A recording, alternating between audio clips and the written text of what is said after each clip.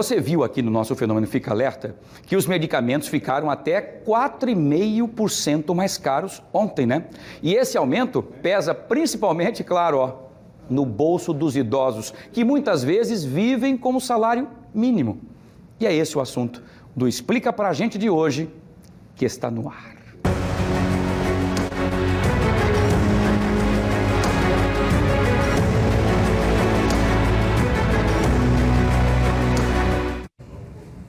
O professor Francisco Rosário já está comigo aqui em nossos estúdios ao vivo para falar sobre esse reajuste que vai impactar no bolso de várias pessoas, principalmente dos idosos, porque as pessoas quanto mais velhas vão ficando, mais problemas têm e com isso os medicamentos. Pessoas que têm problemas de comorbidades também, né, professor? Então, 4,5% parece pouco, mas quando vai na ponta da caneta, o senhor sabe muito bem, né? Boa tarde, um prazer tê-lo conosco aqui. Seja bem-vindo, professor. Boa tarde, Wilson. Boa tarde a todos e a todas. Pois é, esse é um problema que todo ano acontece, que é esse reajuste dos medicamentos. Essa época de abril é calculada a inflação do ano dos 12 meses anteriores, mais alguns índices que a própria indústria farmacêutica fornece, e aí se calcula o índice de reajuste que hoje está em 4,5%. Parece que esse reajuste, segundo informações, parece que é o menor reajuste até o momento, até dos últimos anos, é isso mesmo? Por conta da inflação, né, Wilson? A gente está aí num acumulado do ano, mais ou menos, de inflação em torno de 4,5%, 4 e um pouquinho. Anteriormente, a gente estava com inflação de 2 dígitos, né? Só o ano passado para cá é que a inflação começou a ser debelada, boa parte por conta dos juros altos e de uma série de outros fatores que segurou a inflação, né?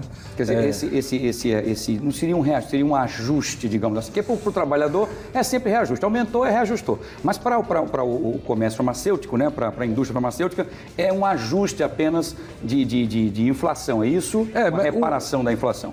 Teoricamente seria, até porque boa parte dos insumos de medicamentos são importados, né? Eles são cotados em dólar. Verdade. Né? E isso tem pressão sobre os custos de produção. Outra questão importante são os salários, né? Os salários, eles têm, nos últimos 15 meses, se não me engano, tem aumentos reais. E provavelmente o pessoal da indústria, de modo geral, e da indústria farmacêutica em particular, teve um reajuste também mais significativo. Então, quando você começa a juntar tudo isso, você tem um impacto nos medicamentos. Bom, isso é um lado. Isso é o lado fácil de explicar. Sim. O outro lado é que a gente está no sistema que o preço é livre, certo? Esse reajuste, ele é só, vamos dizer assim, o piso. Tá. Olha, uma base. Uma base. Você tem que reajustar mais ou menos aqui e dali. Obviamente que vai ter medicamentos livres que não estão registrados nesse reajuste, que vai aí para um reajuste, que é a época de reajuste, né? Entendi. Então tem uns que não estão ali. Né? Exato. A primeira sugestão é pesquisar, né? E tem outras. Tem outras que a gente vai, tem mais uma. Vai explicando aos poucos. Isso. Também fica dá um nó na nossa cabeça. Vamos para as perguntas dos nossos telespectadores que vão participar com a gente aqui. Primeira pergunta quem faz para o professor Francisco Rosário é a Cícera Lima, do Clima Bom. Ela pergunta o seguinte: professor, todos os anos o remédio aumenta mais do que o divulgado na farmácia aqui do bairro. Isso pode?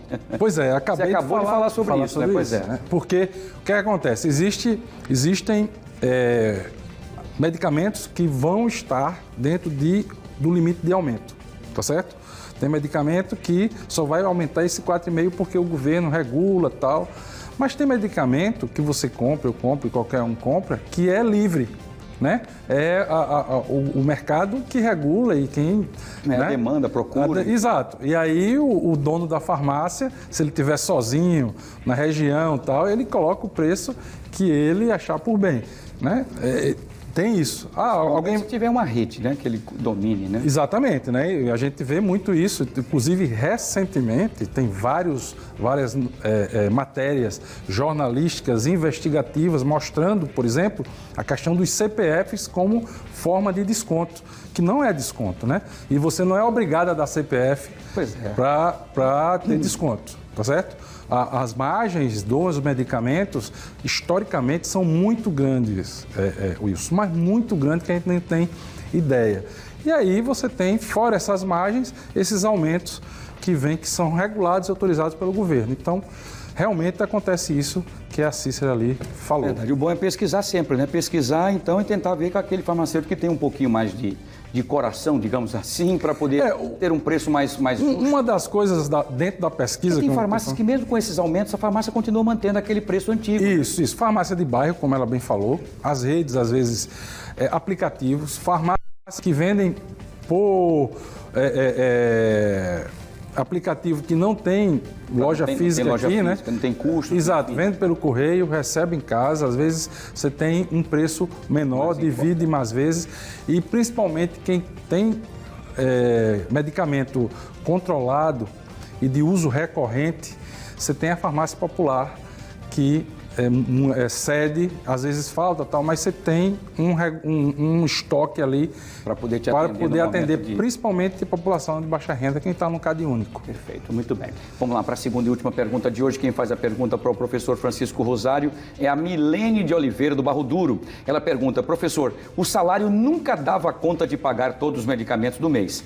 Fui parcelando no cartão de crédito, mas agora, se eu pagar o cartão, não consigo comprar os remédios. Alguma dica sobre como resolver isso? A primeira dica é verifique se seus medicamentos eles não estão listados na farmácia popular, né? Medicamentos recorrentes para diabetes, para pressão alta, exato. Para uma série de outras doenças, o governo tem um sistema na farmácia ou nos postos de saúde do bairro que entrega medicamento gratuitamente para quem está cadastrado naquele posto de saúde ou quem está cadastrado no programa de farmácia popular. Esse é o primeiro passo para reduzir essa conta. Com certeza, se ela compra tanto um remédio assim, né, para o familiar, para ela mesma. Então, se tem uma recorrência é porque tem alguma doença que precise ser controlada e que provavelmente uma doença dessa natureza tem medicamento registrado na farmácia popular. Ela pode buscar isso, com isso os custos dela caem. Vai cair. E deixa apenas para um caso de emergência, caso no dia que for na farmácia, nessa farmácia popular, e não tiver aquele medicamento. Agora, uma outra dica, Wilson, e que aí cabe à nossa saúde, tanto financeira como... As farmácias, eu não sei se todo mundo tem notado, elas apelam muito para a conveniência. Então, a gente vê, às vezes, em 4 esquinas, 4 farmácias, né? Isso. E sempre é assim, elas atuam, a farmácia é igual padaria hoje, que você compra da mais próxima de casa. E as pessoas, às vezes, e outra, farmácia, às vezes você vai para comprar um medicamento e leva uma série de outras coisas. Então, esse é o mesmo cuidado que você deve ter quando você vai para o shopping, né? Para evitar essa carga no cartão. Entendi. Né? Que você vai comprar, às vezes, um remédio para dor de cabeça e sai carregado de outras que você acha que precisa. Quer essa cestinha, né? Não levar um pau fígado, não levar, você quer levar um supositório, levar um negócio, você vai levando um monte de remédio como se aquilo fosse uma compra. Exatamente, e não é. Preciso é medicamento, né? E automedicação é complicada, vá para o médico, né? Para poder evitar essa conta e com esses aumentos isso daí tende a ficar cada vez mais salgado. É isso, é pesquisar e só comprar quando realmente precisar, né? Enfim. Exatamente. Professor, mais uma vez, obrigado pela sua participação conosco. Tem live, tem informações importantes. Sobre economia, sobre negócios e sobre economizar dinheiro ou investir dinheiro, eu estava falando agora com o Barba. O Barba é o cara. O Barba é um economista. Ele é. Todas as sextas-feiras eu faço uma live, estou fazendo uma live exatamente para dar conta desses temas, que às vezes a gente tem pouco tempo aqui, informa, mas eu aprofundo um pouco mais. E as pessoas podem participar. Exatamente. Das sextas, por volta das 10 horas. Então o endereço está aqui na telinha, então, aqui, ó. @ Chico Rosário aqui, underline. Tá vendo aqui, ó? Coloca aí, Aninha, com ele aí na tela agora, isso aí. Aqui. Muito bem, professor, tá aí, então, para você participar e interagir, até assuntos a serem debatidos aqui. Exatamente. E a gente vai interagindo e terça-feira aprofunda aqui. Se Deus quiser. Boa sorte e vá dando essa orientação e esse monitoramento para o Barba que ele está precisando, viu? Precisando. Muito bem. Um abraço, professor. Até a próxima, se Deus quiser. Muito bem. Tchau, tchau. Vamos fazer o seguinte. Tchau, tchau, professor.